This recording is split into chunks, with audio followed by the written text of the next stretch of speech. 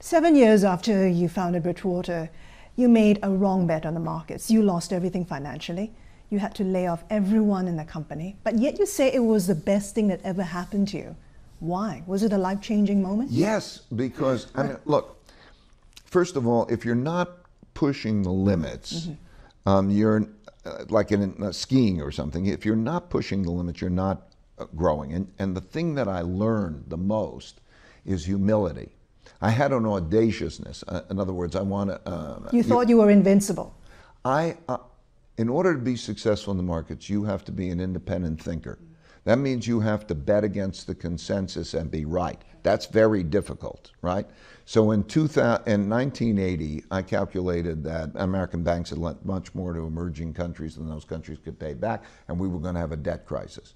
Then we had the debt defaults, and I thought it was going to bring the economy down. That was the exact bottom in the stock market, and I was wrong. I think we had 8 people or something, and I had to let those people go, and I was down to me, and I was so broke, I had to borrow $4,000 from my dad to help to pay for my family expenses.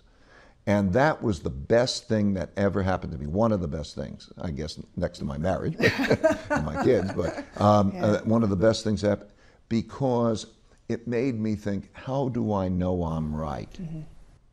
Okay, to be able to have an opinion. Now that changed my approach to life. I wanted to find the smartest people I could who disagreed with me and to understand their reasoning and to work things through. I learned diversification. The key to my success has been much more on my knowing how to deal with my not knowing than it's been due to anything I know, right? Because what we don't know is much greater than what we do know. And so that made the change.